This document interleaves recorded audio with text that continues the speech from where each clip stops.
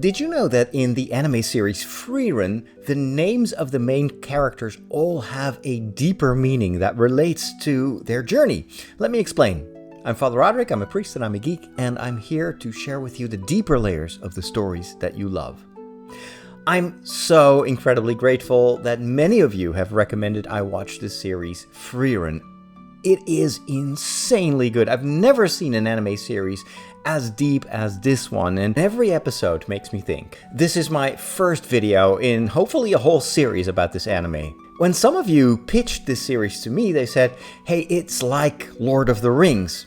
But I would say yes and no, because yes, it does have that same kind of fantasy vibe, but no, this would be as if Tolkien had started to tell his story after the destruction of the ring, after everybody died, maybe except for Legolas.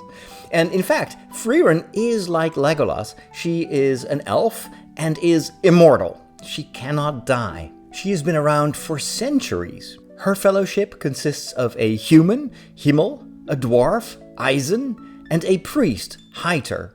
And their names matter, I'll explain in a minute. In the first episode, they celebrate that they have defeated the Demon King at the end of a 10-year journey together. And this marks the end of their adventure, and they say farewell to each other. And Frieren promises Himmel that she'll return in 50 years. And when she returns, she hasn't aged a bit, but all her other friends have. Himmel is now an old man, and he dies soon after. I want to take a second here to let it sink in what a strange way it is to start a story like that. This is not like most other stories, the beginning of a journey. No, it is literally what the title says, Beyond Journey's End. It is only at this point that we start to realize that the names of the main characters are not chosen by accident. In fact, all these names are taken from German, and they have to do something with the journey of each individual character. Let's take a look. Frieren means freezing in German.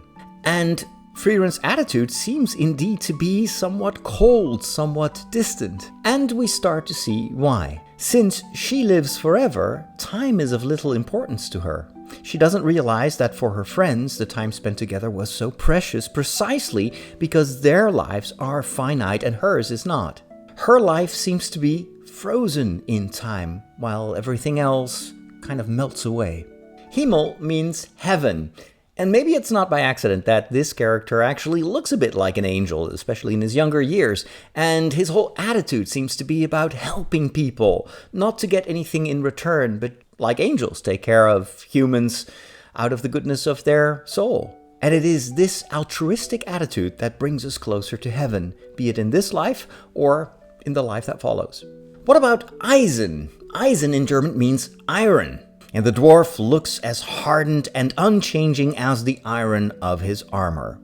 His appearance doesn't change much over time, but he does seem to age and become too rusty for new adventures. And then there is Heiter, which in German means cheerful. And that is a very fitting name for this particular priest, because he seems to be much more into alcohol than he is into prayers and devotion. But we also learn in the first episode that there is a deeper reason for him being so heiter, so cheerful.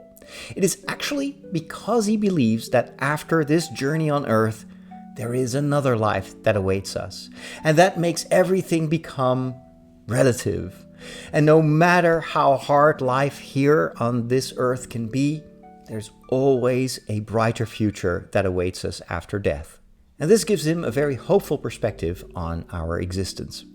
Now, who of the characters that I mentioned is your favorite? Let me know in the comments. And of course, there are going to be many other characters that Frieren will encounter on her journey. So probably this is not going to be my last video. Make sure to follow for more.